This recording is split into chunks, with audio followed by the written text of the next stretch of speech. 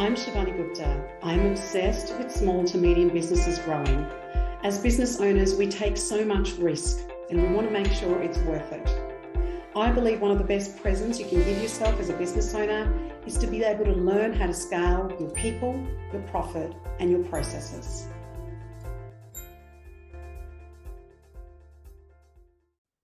Welcome to Grow Your Business podcast. I'm Shivani Gupta. I'm your host. And today we're going to be speaking about how to grow your business through strategic partnerships.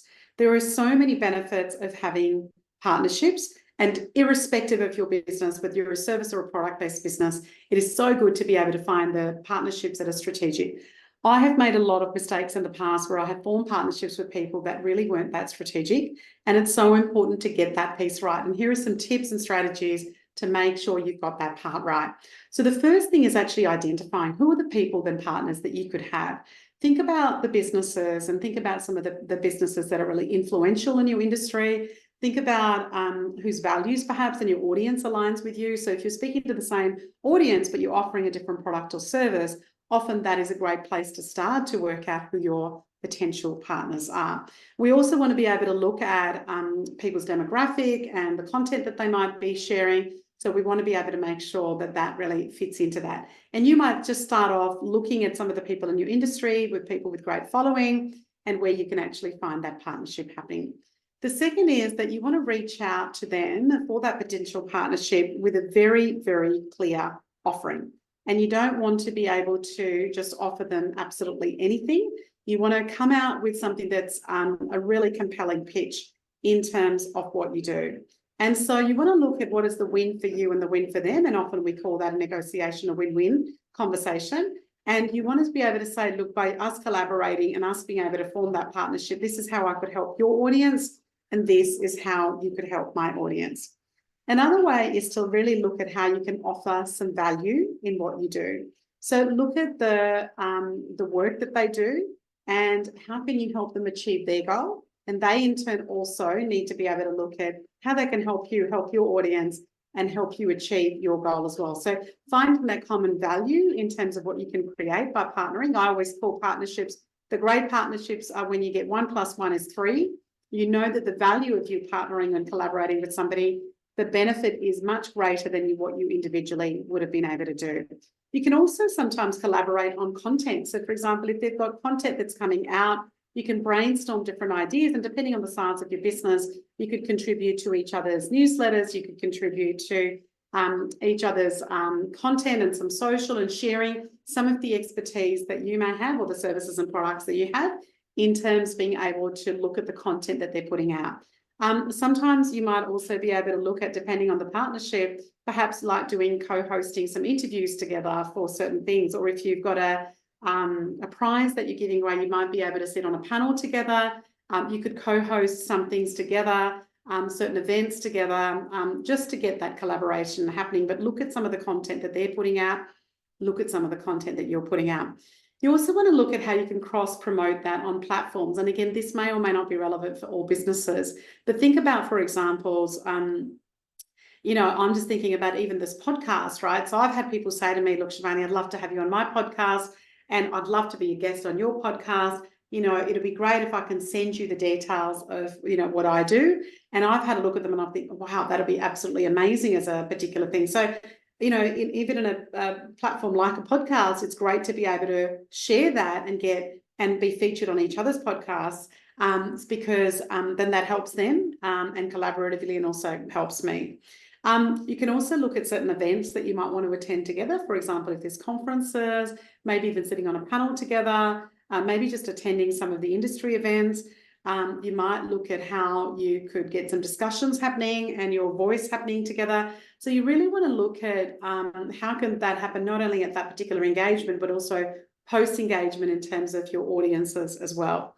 The other benefit that I see a lot when people partner is the benefit. So we see that often with credit cards, we see that with airlines, we see that with the bigger players, but why not apply that to SMEs as well, and to apply that to small and medium enterprises as well. So, look at some of the benefits that they could actually get. Could they get a discount for somebody else, or could they get that products for a reduced fee for a certain period of time? Or, for example, if there's special occasions like a cultural festival or Valentine's Day or Christmas or whatever it may be, could you offer each other some sort of an exclusive benefit by actually being a member, and how you can incentivize that other person around that as well. But you also want to, when you do collaboration, it's very exciting up front, but you also want to be able to measure results. So if you can do all of those things and not be able to measure a success, so one of the things you want to do is get very clear on the KPIs. So you might, for example, have key metrics in terms of your growth. So if by us collaborating, we want to grow, for example, our Instagram following from X to X plus Y. So you want to see how that engagement might be different. You might want to look at the sales, like by us partnering and giving discount to certain products or services. This is how many sales we've had. Just making sure that your sales systems are designed that you can add that they're coming from your collaborative partner, and then whoever's selling those out, whether it's online or human form, that you can actually attribute it to that particular partner. Then you can actually look at your sales data to see that that sale is actually coming from that particular partner as well. So whatever measurements that you want to put in, but you want to actually look at how you would measure the results, how that would work. You might even say this is how many downloads it has, or this is how many mentions, or how much media footage and print that we got. So just work out whatever your KPIs, work out what they are at the start, what they are at the end, making sure that they're real and seeing if that partnership has been successful. And then you can decide whether you rinse and repeat that, or whether you let that go and you work with other people that you can collaborate with as well. The other thing with partnerships, it's so important, it sounds so simple, but just to really manage a lot of clear communication, because communication gets lost sometimes in the collaboration process. I've had that happen to me. And you want to be able to just keep sharing feedback. Where are you up to? How's that going? Is that working for you? Do we need to tailor it? Do we need to change some of those incentives? So just keep those communication channels open when you're actually looking at partnering with people. And one of the things you want to do at the end of that, have an end date in terms of when you're going to evaluate it, as I said earlier. Look at what are the lessons learned. So look at your KPIs and see if they've been achieved, but also look at some of the lessons learned. The lessons might be, that was so great, we had so many learnings, let's not do that again. The other one might be, oh my God, that was so fantastic, let's go deeper.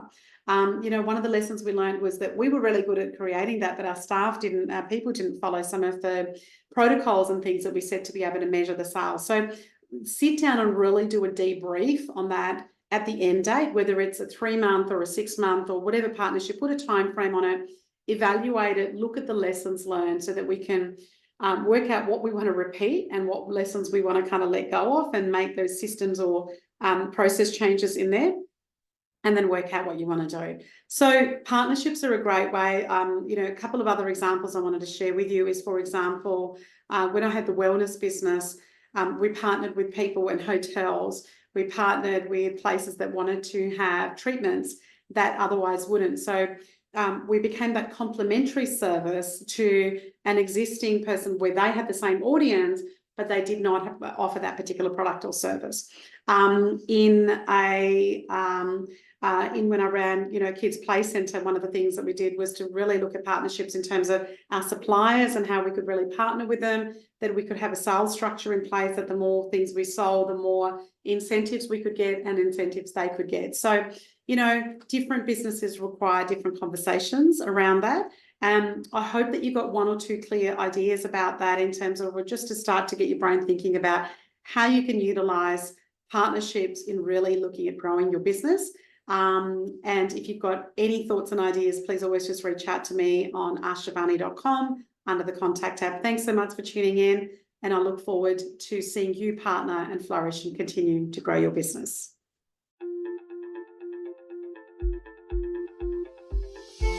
I'm Shivani Gupta, and you've been listening to the Grow Your Business podcast. I hope you got one idea that you can think about or perhaps even implement straight away in your business. Thank you for listening. Follow me on Facebook, Instagram, and LinkedIn under Ask Shivani. Remember, I call it Ask Shivani, so please send me your questions that I can address in this podcast for you.